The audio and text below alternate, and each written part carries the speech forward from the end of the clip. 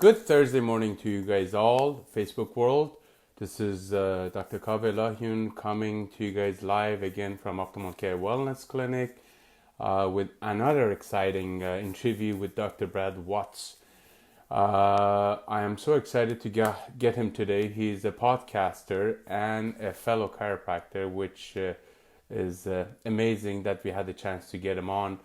Again, just if you guys are wondering, this is my Movember in Canada in support of prostate cancer. It's encouraged that people grow some mustaches, and mine just happens to be this way. Anyhow, if you guys have any questions, don't hesitate. Send me a message, email us. We'll be more than happy to consider the topics you guys like to talk about, and we will go. Dr. Watts, good day, sir. Hello. How are How you are you? doing? I'm great. How are you? I'm doing great, man.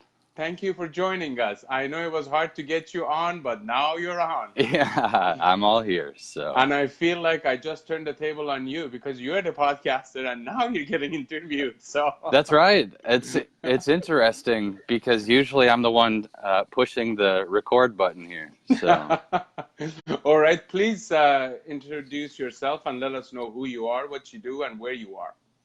yes, absolutely. So I'm a doctor of chiropractic. I'm an expert in functional medicine and clinical nutrition, and that's what I spend my life doing: educating doctors, educating patients, giving them an opportunity to heal.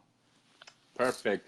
Dr. Watts, I know you have an amazing podcast about nutrition, and I watched a few episodes, which I'm hooked on now. So let us know what drives you, why you have a podcast about nutrition, and we'll go from there. Sure. First of all, I appreciate what you do. You guys do a great job. So keep doing what you're doing. All right. Thank you. Secondly, the thing that got me involved in functional medicine and then in this podcast is ultimately seeing how many people get run over by chronic disease in the United States. It's amazing. It's absolutely astounding. And so I read a stat the other day that said over 40% of the population is dealing with at least one chronic disease. 40%. That means something that they're being medicated for that they're not planning on getting rid of, right? That's crazy. That's crazy. It is. So that about 10 years ago, that sparked a passion in me, and really, passion forces you into a fork in the road where you say, either I'm going to help, or I'm going to just walk away, and so I had to help. So that's what spawned the podcast, and now we got doctors all over the country that we're educating, and it's super fun, man. That's amazing. So. And well, my road was the same thing that my wife. I always wanted to make a change in a bigger stage. You know, helping my patients in my clinic, fantastic. But what about the rest? That's right. That's right. So that's when the podcast started. Absolutely. So, Doc, let us know, because I know you're very research involved, especially when it comes to nutrition.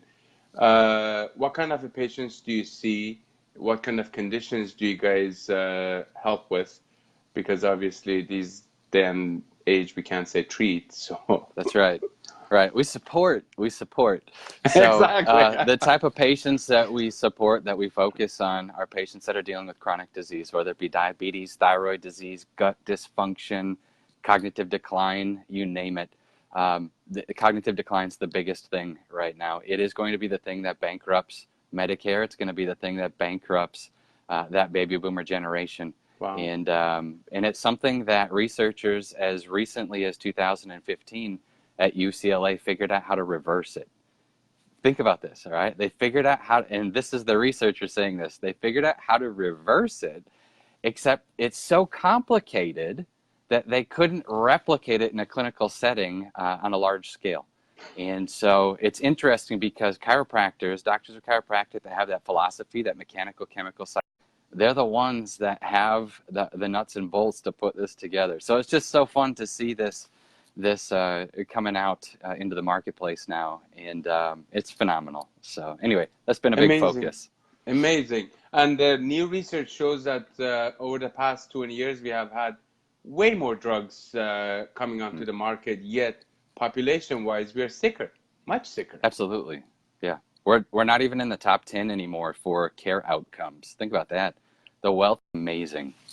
And unfortunately, one thing that becomes difficult to measure is all the effectiveness of these drugs, because they come on the market, they're pushed on the market, they're sold somehow, somewhere, somebody Yeah. is at fault, and then they go bankrupt. Yeah, and I think ultimately it's part of the business plan. You see, like with the opioid epidemic right now, these large companies that are distributing the opioids, they're not opposed to these settlements that are happening. I think it's all baked into the cake, and they know that a large portion of their profits are going to go to settlements, and I think that's just the name of the game in the pharma world right now. But on the flip side, Mm. you get people like you that have a passion for showing natural health care to the masses and being able to put it out there and say, hey, what if it works? I'm not telling you it does. I'm just saying, what if it does? And Yeah. it's amazing to see the response. It's amazing. So Now, Doc, please give us a little lowdown on what you do for yeah, your patients in your clinic, and when you go talk to different people. I know you're involved in a lot of speaking engagements. What are the yeah. topics that basically are more sought after, I should say? The sought after topics right now are how to find your way out of chronic disease, whether it be diabetes. And in patients, typically what happens is a patient gets diagnosed with diabetes, let's say, and they're given their medication, a handshake, and sent out the door. And they're basically left to fend for themselves. And so you have information overload in the internet today. You got 100 different people telling you 100 different things, and none of it really works specifically. And that's the key, is that you want to make sure if you're going to help patients that you focus on specificity. And so that's what we do in practice. That's what we do in education as far as teaching other doctors this stuff, is understanding what do I need to do in my specific case to help this specific condition. And so it can be testing, it can be nutritional intervention. Basically what you're looking at is implementing a lifestyle that's compatible with health and healing, rather Hmm. than a lifestyle that's compatible with sickness and disease. And that lifestyle is going to be a little different for each person, right? Because you have different DNA than I do. Hmm. Um, but there are going to be some tenets that are pretty similar. So eat well, think well, move well, the traditional things that you know about, but making sure that those apply to you if you have diabetes, or you if you have thyroid disease, or you if you have ulcerative colitis, whatever it might be.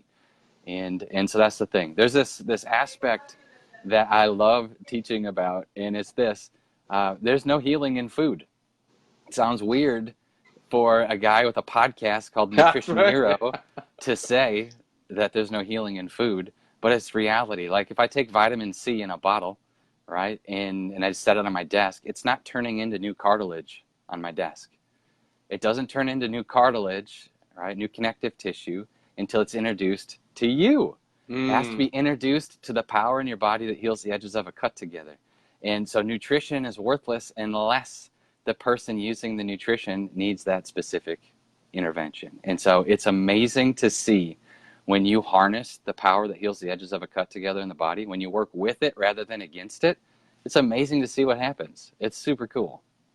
And we have been told that this North American diet that we have is Yeah. basically one of the biggest cause of our generation's problems when it comes to chronic health issues that we have had.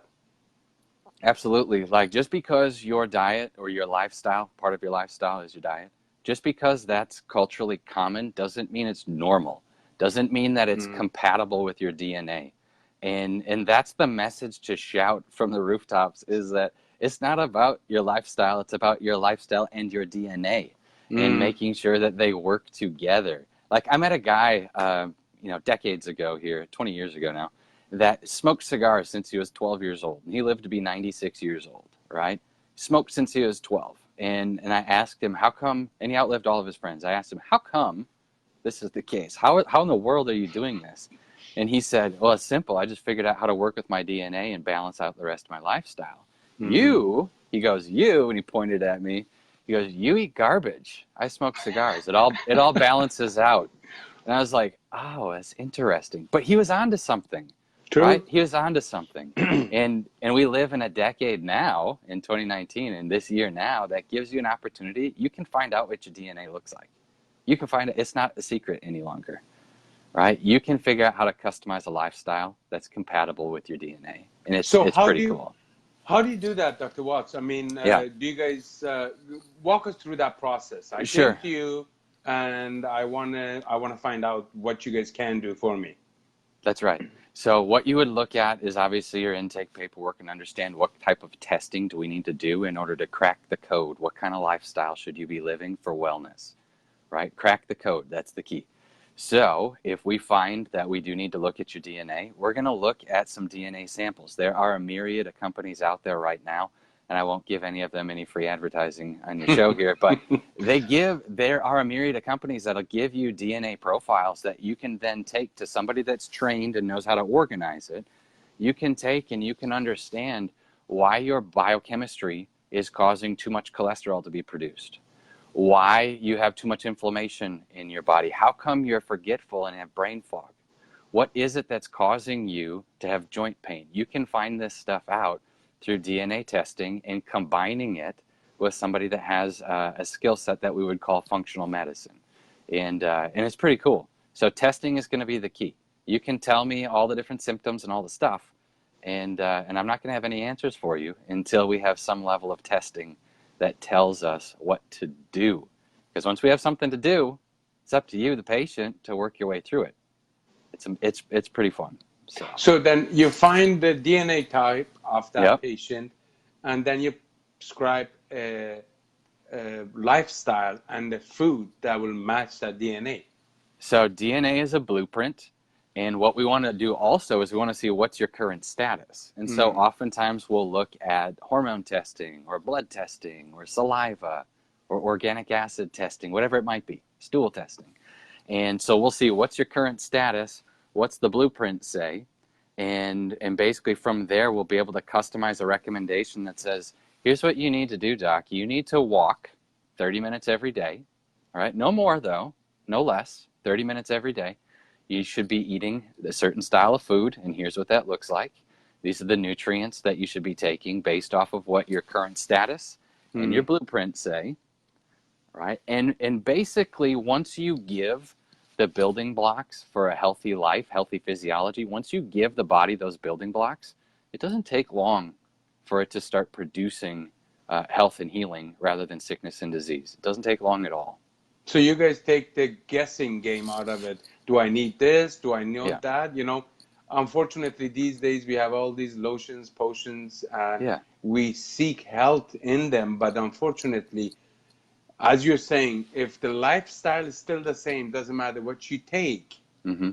and your food intake, if it stays the same, lotion and potions are not going to do anything. That's right. You can cover up a lot of symptoms caused by your lifestyle, but in the long run, if you want wellness, which is something that I feel like is making a comeback in 2019, if you want wellness, you're going to have to make sure that you obey what your DNA says. You're always going to lose if you fight your DNA. You're always going to lose. Well, now, what about the pediatrics, especially with children? I know you work with a lot of children. I have seen lots of children's and pictures in your Facebook and Yeah. and a lot of happy kids too. Yeah. What do you do with kids? So with kids, what we look at is, well, let's step back for a second. With children, they have this vitality that most adults have like gotten rid of a long time ago. And really what it is that ability to heal the edges of a cut together in the body. That ability is still alive and well in little kids for the most part. It's vibrant. It's strong. Like I have a little boy who's 4 years old, and he'll get a cut on his knee every now and then because he's a boy. He runs around and is a little crazy. And that cut, that'll heal pretty quickly. What takes him 3 days to heal might take me 6 or 7. Right? And it's because that power, that vibrancy in his body, that intelligence is still shining pretty bright. And so with little kids, you don't have to do much, especially if they're dealing with symptoms like constipation or irritability or sometimes ADD, that type of thing. If you can point them in the right direction from a lifestyle perspective, like get rid of the things that are causing excitability and give them the building blocks that everybody's physiology needs, they turn the corner pretty quickly. So an amazing capacity to heal. So food is still in with little kids.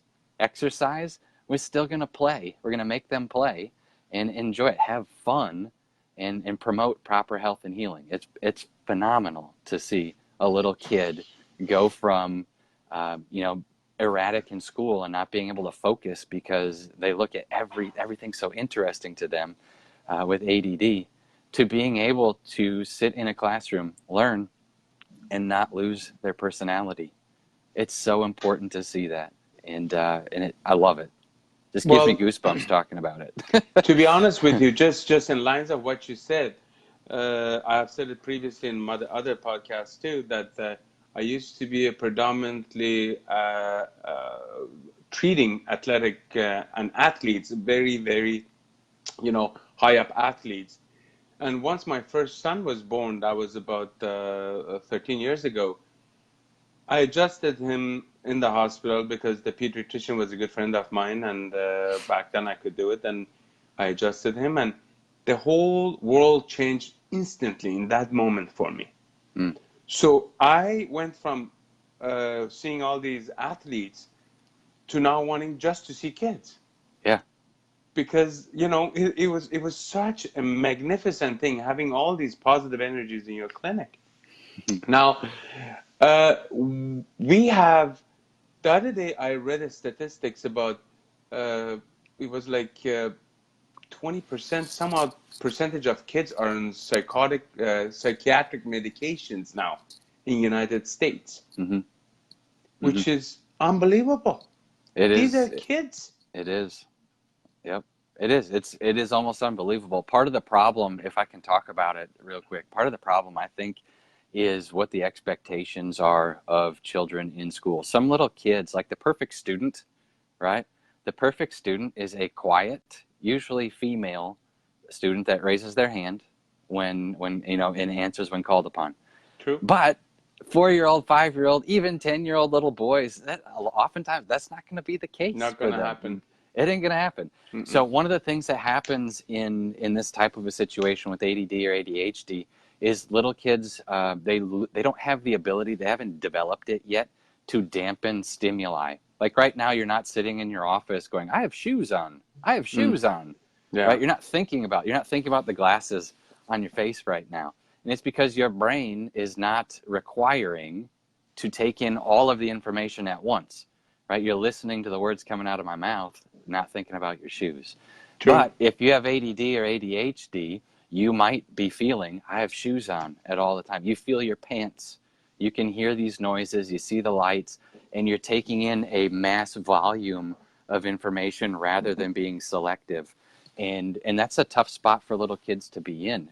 There's part of their brain called the hippocampus that's required in order to basically disseminate information to the rest of the brain, like to filter it and to decide what's important and what's not important. And that part of their brain requires a specific nutrient called phosphatidylserine in order to work well. And I shouldn't even say well, in order to work. And that phosphatidylserine is something that we have drastically declined our intake of.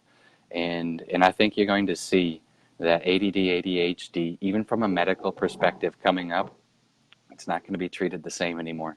I think parents are sick of their kids losing their personality on these drugs, and phosphatidylserine is going to be the new thing. It's stunning. There's a lot of research on it right now. Wow. So, wow. Yeah. Thank you for mentioning it. I mean, as chiropractors, I always say to our practice members that we don't treat anything. We make the environment prime for the body to heal itself. That's right. And the body sometimes needs a little inputs with nutrition and micro nutritions into the system, trying to heal the system. Yeah. So now, that being said about the children, you see a lot of kids, especially infants. I have noticed especially when they are, my experience been that if when they have had difficult delivery, Mm. there's a lot of, digestion problems, and they're a little hard to settle down. Uh, what have you found out about those kids? Yeah, those kids, as they age, as they become adults, those children that have an inappropriate gut microbiome, so the bacteria in their gut are not balanced appropriately or ideally, as they age, they develop tons of chronic conditions. Tons.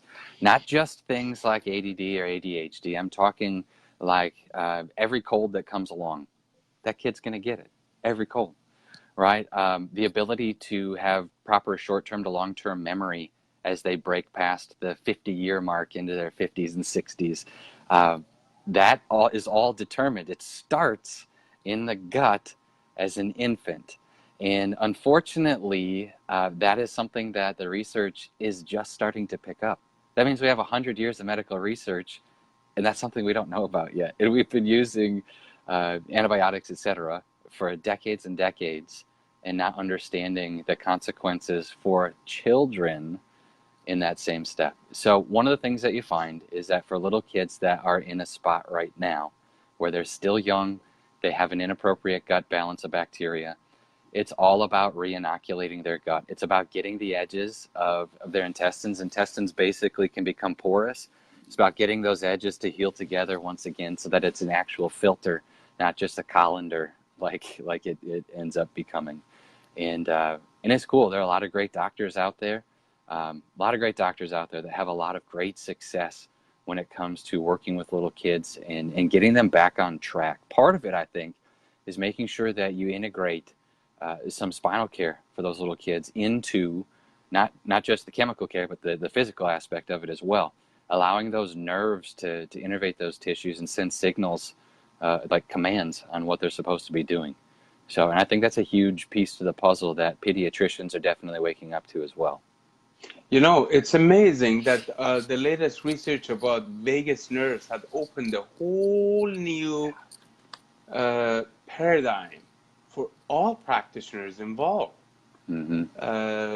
The latest research I was looking at, I think they were putting nerve impulsors onto the vagus nerves of people who do have depression and could not be treated by Right. medication. Right. 70% of the neurotransmitters, so the brain chemicals that you need here, right, in order to smile and feel well and know that it's a good day, 70% of those are made in your gut. 70%. And if your gut, the microbiome of your gut is not doing a very good job, you're not going to be creating those neurotransmitters. You're going to be behind the eight ball right from the get-go as a little kid. So there's this thing, subluxation in the upper part of the spine, cervical part of the spine, so C1 and 2, even how the occiput sits upon C1 is interesting, right? The brainstem comes through there, lots of nerves, right? Brainstem innervates that vagus nerve. And what happens when you have lack of transmission down the vagus nerve? We have lack of motility in the gut. Mm-hmm. When the gut doesn't move and you have lack of motility, we end up just farming yeast, farming dysbiosis, and that's certainly setting people up, to have a diagnosis like you mentioned here. It's crazy. It's that's why they say that they consider our guts the first brain, Yeah. as to the one what we have here. Mm-hmm. Yep, the enteric nervous system is a frontier right now for a whole focus, not just in chronic disease care, but in chronic disease prevention. Some great doctors out there. Dr. Ben Lynch, if you've ever been able to talk with him, he's got some amazing information about gut health and DNA. It's amazing. Wow. So, yeah, Now, uh, for you, obviously, you have this podcast and you get a yeah, whole lot of amazing latest research people on there. yeah. What's the trend now?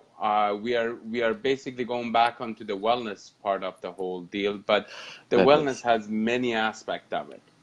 It does, and so I think the trends are usually, uh, unfortunately, the trends are usually put into place by the medical community, And the medical community, with their advertising, pushes what the consumers are going to demand. Right? So if they have an idea for something, they're going to advertise or like put that in the community, and then they'll have, oh, this is your problem. I'm going to plant it, and then I'm going to pull out later on. So it's called a push-pull. They push information in, and then they pull information out when they have a product that satisfies what you're looking for. Okay? So what's interesting is that the millennial generation is definitely an anti-pharmaceutical generation compared to their parents. And so the latest and greatest thing right now is going to be, what can I do to improve my situation myself? I don't want a doctor. Just tell me what to do and I will do it myself, right? And that's the mentality. So the latest and greatest thing is all about the self-care. And one of the things that you're finding is that people that have chronic diseases and are trying to operate in the self-care arena, they're so complicated they can't find their way out. They can't find their way out. And so you have products, websites, apps, books now that are trying to create roadmaps for people to find their way out without having to go to their pharmaceutical-based doctor. What's interesting is that chiropractors, nutritionists, etc., they are the ones that are the tour guides, I like to call them. They'll show you the way out. We are. Because what's interesting in most doctors, right? Most chiropractors, you don't want patients for life, man. You want people to get better, Exactly. and then they'll call you when they need you. That's you don't right. want them consistently coming back to you because you're managing a condition. Managing conditions is out, right? Like in modern medicine right now, doctors are managing conditions. Is that ever meant to stop? It's not. Like if the manager at your local McDonald's, right, what's their goal? It's not to kill the business. It's No. not to eradicate the business. It's to perpetuate the business. And so management of conditions is it's the same idea. And so that's out. So the trend is tour guides, right? I don't need somebody to be my saving grace. I need somebody to show me what to do so I can live a lifestyle that's compatible with health and healing in the long run. That's the trend. Well, Dr. Watts, it's incredible that we have come, even with chiropractic, we have come a long way. Mm-hmm. If our forefathers to educate more, are doing, and all other chiropractors, I think it would have been a little easier for the generations to come. Yeah, I think I agree with you. And I think they did the best that they knew how. And I think that that's what we're doing right now is the best that we know how. We got all this cool technology. Like you're listening to headphones and I'm in a different state. Like it's amazing, right? That's right. But I think that the future generation, they're going to look at what we're doing and they're going to go, what were they thinking? True. So, and it's going to be great. And I'm looking forward to that day. So. Now, when it comes to wellness, mindset has a lot to do with it. What you think, how you think about stuff. A good friend of mine, Dr. Longgreen, told us the perception of what you look at a specific situation could create stress. That's right. And we know these days stress is a big contributor to a lot of long-lasting chronic pain. What do you do with stress? How do you guys manage stress? And how do you guys treat or remedy stress, I should say? That's right. So typically stress isn't going to go away, right? Especially if it's stress associated with your family or your friends, that type of thing. Not many people adapt to those stressors. And the adaptation is really the responsibility of your adrenal glands. These little glands that sit like a hat on top of your kidneys, and they create stress hormone. And they connect to that part of your brain that I talked about earlier with kids that have ADD, that hippocampus. And so between the hippocampus and those adrenal glands, if you can give them nutrition that allows them the ability to adapt, allows them the ability to get amped up when they need to get amped up, and then to just relax when they need to relax, that's going to be the key. So the dynamic response.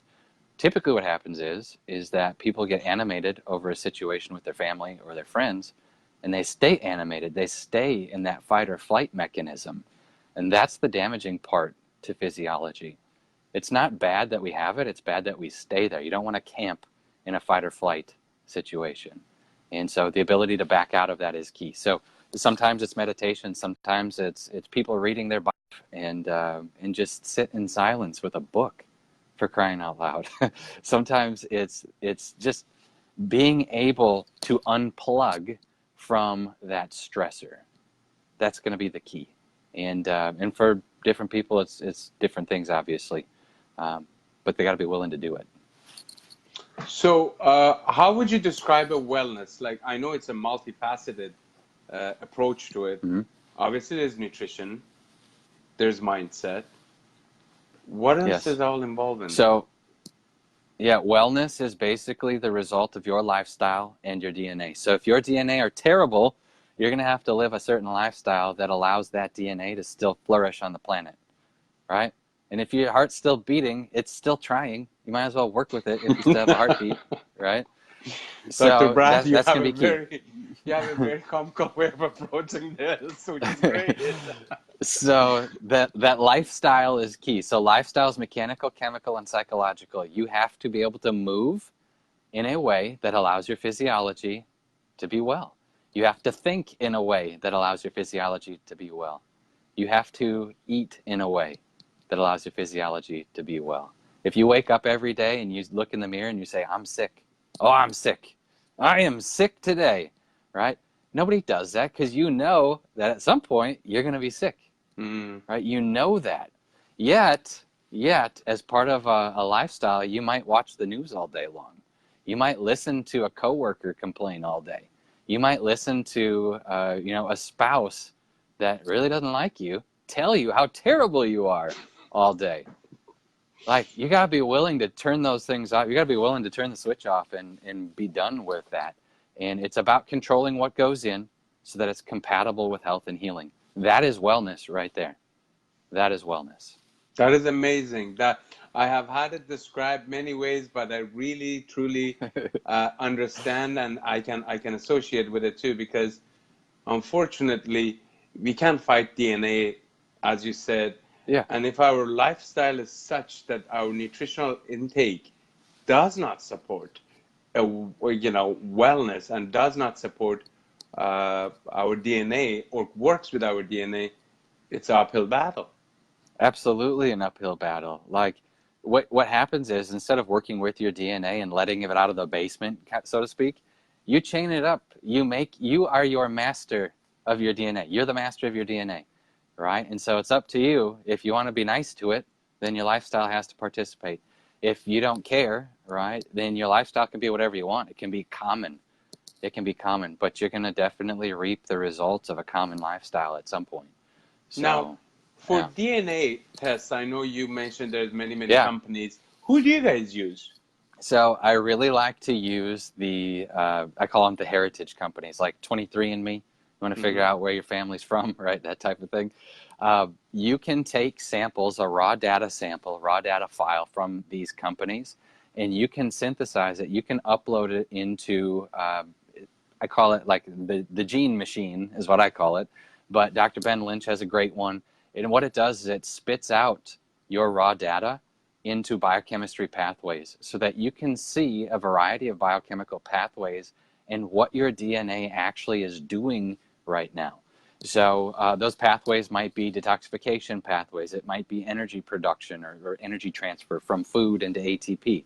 And you can see the different steps here and understand what your body's doing, where it's blocked, right? Like I live near Minneapolis, and if the traffic on 35W is blocked, I don't just sit in traffic and be like, oh, guess I'm not getting home today, right? What do? I get off the highway and go find a way around different it. routes, yeah. That's what knowing your DNA allows you to do. If the route is blocked, right, because you have a genetic predisposition to making high cholesterol, then figure out how to work around it. That's what DNA allows you to do from a nutrition perspective. Perfect. Now, we will put the seriousness aside. Imagine I take you back to when you just graduated from chiropractic school. What would you do differently? That's an interesting question.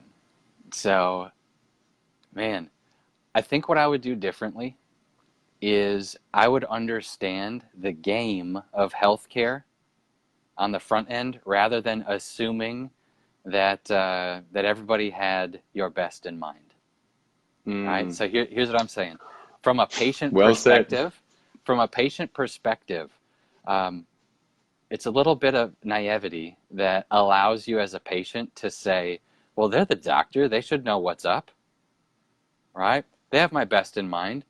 That doctor night's basketball game, right? As they're sitting there talking to you. That doctor is sitting in front of you with 900 problems in their own life, right? And your problem just happens to be one of them. And what happens is that when we give doctors a platform, right, that oftentimes they don't deserve.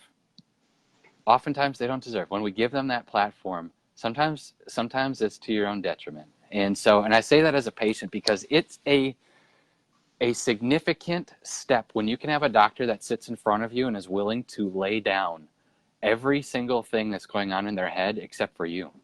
If they're willing to make you their sole focus and their attention in that moment that you're with you, that's amazing. Wow. That's something that I wish I would have known when I first graduated. That's something I wish I would have learned in school. I heard about intention, but I didn't hear about attention when I was in school, and that's amazing. So I wish I would have learned that. You know, intentions are great, but unfortunately, intention alone is not enough. That's right. That's right. Now, so, where can people find you? Yeah. What's the website? What's your podcast? Please give us the lowdown. Yeah, so there's a podcast on iTunes called Nutrition Hero Podcast, and for many people, it's a little into the weeds and complicated sometimes, and that's cool. But it's a podcast that's been growing over the last few years, and it's been fun. On YouTube, I've recently launched. It's live right now, but we're going to have a launch at the beginning of December for a new channel called Body Intel. This is going to be a patient-centered or a consumer-centered YouTube channel that's going to be explaining complicated things in very easy to understand terms. So that I feel, let's get at it. And so it's called Body Intel. And so you can find me there. Otherwise, my website's drbradwatts.com, drbradwatts.com. So. Well, Dr. Watts, I am grateful for your time. I certainly appreciate you carving some time out for us. And I know you have a busy schedule. Promise us you will come back again. Absolutely. Because I'm sure we will have many questions that will come up with this, and we always, ask our guests that we could have them back. Absolutely, sir. Great job, Doc. Thank you so very much. It was really nice talking to you. Have a great day. All right. Thank you. You too. Take care. Bye-bye.